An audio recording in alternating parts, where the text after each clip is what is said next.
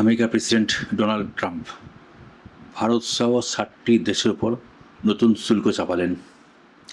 Supreme কোর্টের বড় নির্দেশ, নিট কাণ্ডে দেশ জুড়ে তোলপাড়। বাংলাদেশের রাষ্ট্রপতিকে ঘিরে জল্পনা, মেসির অবসর পরিকল্পনা জোরদার হচ্ছে, আর দক্ষিণবঙ্গে ভারী বৃষ্টির সতর্কতা। শেষ পর্যন্ত থাকুন, কারণ প্রতিটি খবরই আজ অত্যন্ত গুরুত্বপূর্ণ।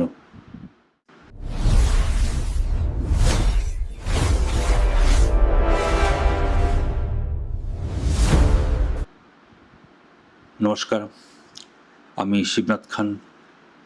আপনারা দেখছেন ডেমোক্রেটিক ফ্রন্টিয়ার, সত্যের পক্ষে, মানুষের পাশে।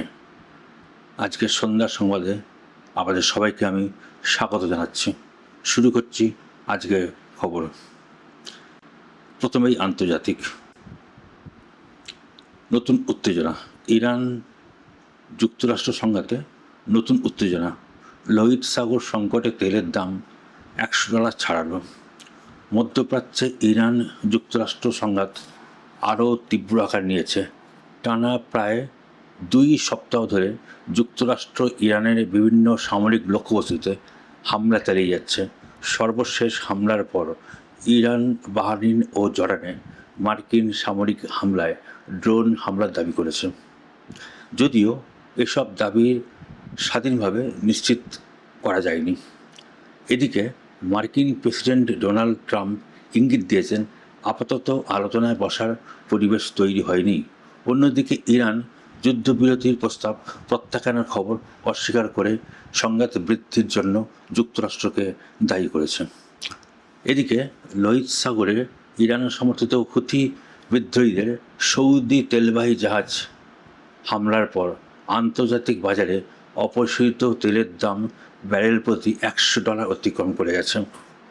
হুতিরা বাব আল মান্দেব প্রণালীতে সৌদি জাহাজ চলাচল বাধাগ্রস্ত করার হুমকি দিলেও প্রায় 40 লক্ষ ব্যারেল সৌদি অপরিশোধিত তেল বহনকারী 2টি ট্যাঙ্কার নিরাপদে এই প্রণালী অতিক্রম করেছে।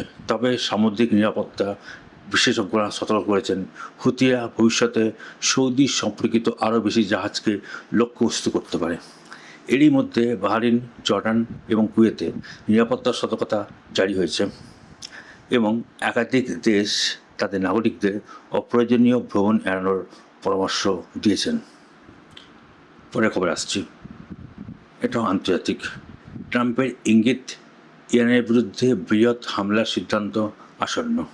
মার্কিন প্রেসিডেন্ট ডোনাল্ড ট্রাম্প জানিয়েছেন, ইরানের বিরুদ্ধে আগের যে কোনো অভিযানের চেয়েও বড় সামরিক হামলার সিদ্ধান্ত নেওয়ার খুব কাছাকাছি পৌঁছে গেছেন তিনি। অ্যাক্সিওসকে দেওয়া সাক্ষাৎকারে ট্রাম্প বলেন, যুক্তরাষ্ট্র এ ধরনের অভিযানের জন্য সম্পূর্ণ প্রস্তুত। তাঁর এই মন্তব্য আসে লোহিত সাগরে হুতি বিদ্রোহীদের সৌদি তেল ট্যাঙ্কারে হামলার পর, যার জেরে আন্তর্জাতিক বাজারে ব্রেন্ট ক্রুড অয়েলের দাম আবারও ব্যারেল প্রতি $100 ছাড়িয়ে গেছে। এর কয়েক ঘন্টা পরই যুক্তরাষ্ট্র টানা 13তম রাতের মতন ইরানে বিমান হামলা চালিয়েছে। এদিকে জাতিসংঘের মহাসচিব অ্যান্তনিও গুতেরেস সতর্ক করে দিয়ে বলেছেন, মধ্যপ্রাচ্যে অকল্পনীয় সংকটের দ্বারপ্রান্তে দাঁড়িয়ে রয়েছে। পরিস্থিতির অবনতির জেরে যুক্তরাজ্য ইরান থেকে কূটনৈতিক কর্মী সরিয়ে নিয়েছে এবং জার্মানি লোহিত সাগর থেকে 2টি জাহাজ প্রত্যাহার করেছে। ট্রাম্প হুঁশিয়ারি দিয়ে বলেছেন, ভবিষ্যতে হুতিদের যে কোনো হামলার জন্য ইরানকেই দায়ী করা হবে এবং কঠোর সামরিক জবাবও দেওয়া হবে। এদিকে হরমুজ ও বাব আল মান্দেব প্রণালী ঘিরে উত্তেজনা, বিশ্ব জ্বালানি সরবরাহ ও সামুদ্রিক বাণিজ্য নিয়ে নতুন উদ্বেগ তৈরি হয়েছে। এরপরে খবর আসছি। এটাও আন্তর্জাতিক। ভারতসহ 60টি দেশের উপর ট্রাম্পের নতুন শুল্ক। মার্কিন president Donald Trump Bharat, Pakistan, Bangladesh সহ 60টি দেশের পণ্যের উপর বলপূর্বক শ্রম শুল্ক আরোপ করেছেন। ফেডারেল রেজিস্ট্রারে প্রকাশিত এই সিদ্ধান্ত শুক্রবার থেকে কার্যকর হবে, অর্থাৎ আজ থেকে কার্যকর হয়ে গেছে। নতুন ব্যবস্থায় কিছু দেশের জন্য 10% এবং অন্যদের জন্য 12.5% শুল্ক ধার্য করা হয়েছে। ভারত, বাংলাদেশ ও পাকিস্তান 10% শুল্কের তালিকায় রয়েছে, আর চীন ও ইসরায়েলের মতন দেশগুলির ক্ষেত্রে 12.5 বা 12.5% শুল্ক প্রযোজ্য হবে। ট্রাম্প প্রশাসনের দাবি, জোরপূর্বক রপ্তানিকৃত পণ্যের বিরুদ্ধে মানবাধিকার রক্ষা ও ন্যায্য বাণিজ্য নিশ্চিত করতেই এই পদক্ষেপ নেওয়া হয়েছে। ফেক নিউজ ছড়ানোর অভিযোগ। দিল্লি পুলিশের দাবি, প্রতিবাদ ঘিরে সক্রিয় 480 পাক সমাজ মাধ্যম হ্যান্ডেল। সিজেপি ও পড়ুয়াদের বিক্ষোভ ঘিরে বিভ্রান্তিকর তথ্য ছড়ানোর অভিযোগে পাকিস্তানের 480টি সোশ্যাল মিডিয়া বা সমাজ মাধ্যম হ্যান্ডেল চিহ্নিত করেছে দিল্লি পুলিশ। পুলিশের দাবি, এই অ্যাকাউন্টগুলি অনেকেই অপারেশন সিঁদুরের সময়ও সক্রিয় ছিল এবং বর্তমানে ভুয়ো পোস্ট ও এডিট করা ভিডিও ছড়িয়ে অস্থিরতা তৈরির চেষ্টা করছে। ইতিমধ্যেই ওই হ্যান্ডেলগুলি ব্লক করা হয়েছে। দিল্লি পুলিশ পড়ুয়াদের সতর্ক করে জানিয়েছে, যাচাই না করে কোনো তথ্য বা ভিডিও শেয়ার না করতে এবং গুজবের ফাঁদে পা না দিতে। উল্লেখ্য, নিট প্রশ্নপত্র ফাঁস ও শিক্ষামন্ত্রী ধর্মেন্দ্র প্রধানের ইস্তফার দাবিতে রাজধানীতে বিক্ষোভ চলছে। পরে খবরে আসছে, এটাও আন্তর্জাতিক। বাংলাদেশে রাষ্ট্রপতি শাহাবুদ্দিনের পদত্যাগ ঘিরে জল্পনা। বাংলাদেশের রাষ্ট্রপতি মোহাম্মদ শাহাবুদ্দিনের পদত্যাগ নিয়ে জল্পনা তীব্র হয়েছে। স্পিকার হাফিজউদ্দিন আহমদ নির্ধারিত সময়ের আগেই বিদেশ সফর শেষ করে দেশে ফিরছেন, যা নিয়ে আলোচনা আরও বেড়েছে। সম্প্রতি শাহাবুদ্দিনের সঙ্গে প্রাক্তন প্রধানমন্ত্রী শেখ হাসিনার ফোনালাপের পর খবর প্রকাশ্যে এলেও তার সত্যতা নিশ্চিত হয়নি। রাষ্ট্রপতি বা সরকার এখনও এ বিষয়ে আনুষ্ঠানিক মন্তব্য করেনি। বাংলাদেশের সংবিধান অনুযায়ী রাষ্ট্রপতি পদত্যাগ করলে স্পিকারই ইস্তফাপত্র গ্রহণ করবে এবং 90 দিনের মধ্যে নতুন রাষ্ট্রপতি নির্বাচনের প্রক্রিয়া শুরু হবে। এর পরের খবরে আসছে, আদালতের ভিডিও শেয়ারে কড়াকড়ি। সুপ্রিম কোর্টের অন্তর্বর্তী নির্দেশ, সুপ্রিম কোর্টের অনুমতি ছাড়া আদালতের কার্যবিবরণী অডিও ভিডিও রেকর্ডিং সামাজিক মাধ্যম বা অন্য কোনো ডিজিটাল প্ল্যাটফর্মে পোস্ট, রিপোস্ট বা আপলোড করা যাবে না। প্রধান বিচারপতি সূর্যকান্ত নেতৃত্বাধীন বেঞ্চ অন্তর্বর্তী নির্দেশে জানিয়েছে, আদালতের মর্যাদা রক্ষা ও ভিডিওর অপব্যবহার ঠেকাতেই এই সিদ্ধান্ত। তবে আদালত স্পষ্ট করেছে, এই নির্দেশ সংবাদ মাধ্যমের আদালত সংক্রান্ত প্রতিবেদন প্রকাশে কোনো বাধা নয়। অর্থাৎ মুদ্রিত খবরে সংবাদ রাখা যাবে যদি এডিট করা হয়, কিন্তু ভিডিও পোস্ট করা যাবে না। আদালত আরও জানিয়েছে, এআই ব্যবহার করে ভিডিও বিকৃত করা এবং বিকৃত করা প্রসঙ্গ ক্লিপ ছড়ানোর ঝুঁকি বাড়ছে। এ বিষয়ে কেন্দ্র বিভিন্ন হাইকোর্ট এবং মেটা এক্স সহ সোশ্যাল মিডিয়া সংস্থাগুলির কাছেও জবাব তলব করেছে শীর্ষ আদালত অর্থাৎ সুপ্রিম কোর্ট। পরে খবর, ধর্মেন্দ্র প্রধানের পদত্যাগের দাবিতে অনড় সিজেপি। শিক্ষামন্ত্রী ধর্মেন্দ্র প্রধানের পদত্যাগ বা অপসারণের দাবিতে অনড় রয়েছে সিজেপি অর্থাৎ কংগ্রেস জনতা পার্টি। কনস্টিটিউশন ক্লাবে কেন্দ্রের সঙ্গে দ্বিতীয় দফার বৈঠকের পর দলটি জানায়, এ বিষয়ে সিদ্ধান্ত জানাতে কেন্দ্র শনিবার বিকেল পর্যন্ত সময় চেয়েছে। সরকারের পক্ষ থেকে জেপি নাড্ডা ও জিতেন্দ্র সিংহ বৈঠকে উপস্থিত ছিলেন। সিজেপির দাবি, শান্তিপূর্ণ আন্দোলনকারীদের বিরুদ্ধে মামলা প্রত্যাহার এবং ক্ষতিগ্রস্ত পরীক্ষার্থীদের পরিবারকে ক্ষতিপূরণ দেওয়ার বিষয়ে সরকার নীতিগতভাবে সম্মত হয়েছে। তবে ধর্মেন্দ্র প্রধানের পদত্যাগ না হওয়া পর্যন্ত ছাত্র আন্দোলন চলতেই থাকবে বলে জানিয়েছে সিজেপি। এর পরের খবর, ভারত প্রশ্নপত্র ফাঁস রুখতে কড়া আইন আনছে কেন্দ্র। নিট প্রশ্নপত্র ফাঁস বিতর্কের মধ্যেই কেন্দ্র পাবলিক এক্সামিনেশনস অ্যাক্ট 2024-কে আরও কঠোর করার উদ্যোগ নিয়েছে। প্রস্তাবিত সংশোধন অনুযায়ী প্রশ্নপত্র ফাঁসের মামলার নিষ্পত্তির জন্য ফাস্ট ট্র্যাক আদালত গঠন করা হবে, অর্থাৎ ফাস্ট ট্র্যাক কোর্টে এই কেসের মীমাংসা হবে, যেখানে 3 মাসের মধ্যে রায় দিতে হবে। দোষীদের সর্বোচ্চ 10 বছরের কারাদণ্ড এবং 10 কোটি টাকা পর্যন্ত জরিমানা বিধান আনা হচ্ছে। প্রধানমন্ত্রী নরেন্দ্র মোদী জানিয়েছেন, সংসদের চলতি অধিবেশনে এই সংশোধনী বিল পাস করানোর চেষ্টা করবে সরকার। পরের খবর, সুপ্রিম কোর্ট নিট প্রশ্নপত্র ফাঁস, কেন্দ্রকে কড়া বার্তা সুপ্রিম কোর্টের। নিট প্রশ্নপত্র ফাঁস মামলায় কেন্দ্রকে কড়া বার্তা দিয়েছে সুপ্রিম কোর্ট। বিচারপতি P.S. নরসিংহ এবং বিচারপতি অলোক আরাধ্যার বেঞ্চ জানিয়েছে, এ ধরনের ধারাবাহিক ভুল ত্রুটি মেনে নেওয়া যায় না। আদালত অনলাইন পরীক্ষার চালুর ক্ষেত্রে তথ্য নিরাপত্তা ও হ্যাকিং রোধে সরকারের পরিকল্পনা জানতে চেয়েছে। মামলার পরবর্তী শুনানি সোমবার। নিট আন্দোলন ঘিরে পথে নামছে সংঘ পরিবারের সংগঠনগুলি। নিট প্রশ্নপত্র ফাঁস ইস্যুতে সিজেপি ও বামপন্থী সংগঠনগুলি আন্দোলনের পাল্টা হিসাবে শুক্রবার থেকে রাজ্য জুড়ে পথে নামছে। RSS ঘনিষ্ঠ শিক্ষাক্ষেত্রের একাধিক সংগঠন শিক্ষা সংস্কৃতি সুরক্ষা মঞ্চ এর ব্যানারে ABVP, ABRSM, বিদ্যাভারতী সহ বিভিন্ন সংগঠন মিছিল ও পথসভার আয়োজন করবে। সংঘ পরিবারের দাবি, নিট আন্দোলনকে কাজে লাগিয়ে বিভ্রান্তি ছড়ানোর চেষ্টা করা হচ্ছে। কয়েকদিনের মধ্যেই কলকাতায় কেন্দ্রীয় মিছিলের আয়োজন করা হবে এবং সেটা আজই করা হয়ে গেছে। ককরোচ জনতা পার্টি সিজেপি এর আন্দোলনের সমর্থনে বিক্ষোভকে কেন্দ্র করে ধুন্ধুমার পরিস্থিতি কলকাতার রাজপথে। শুক্রবার সন্ধ্যায় ধর্মতলার মোড়ে বিক্ষোভরত আন্দোলনকারী এবং পুলিশের মধ্যে গণ্ডগোল শুরু হয়। যদিও পুলিশের দাবি মিছিলের বাইরে কেউ ঢুকে পড়েছে। এই সন্দেহ এবং অভিযোগে নিজেদের মধ্যেই মারপিট শুরু করেছিলেন বিক্ষোভকারীরা, যার ফলে কিছুক্ষণের মধ্যেই উত্তপ্ত হয়ে ওঠে পরিস্থিতি। পুলিশকে গন্ডগোল থামাতে ব্যবস্থা গ্রহণ করতে হয়। পরের খবর, নিট ইস্যুতে প্রধানমন্ত্রী মোদীকে কংগ্রেসের কটাক্ষ। নিট প্রশ্নপত্র ফাঁস ইস্যুতে প্রধানমন্ত্রী নরেন্দ্র মোদীর মধ্যরাতের ভিডিও বার্তাকে কটাক্ষ করেছে কংগ্রেস। বিরোধীদের দাবি, মন কি বাত নয়, প্রধানমন্ত্রী সংসদে এসে বিবৃতি দিন। পাশাপাশি শিক্ষামন্ত্রী ধর্মেন্দ্র প্রধানের বরখাস্তের দাবিতে সংসদ চত্বরে বিক্ষোভ দেখান বিরোধী সাংসদরা।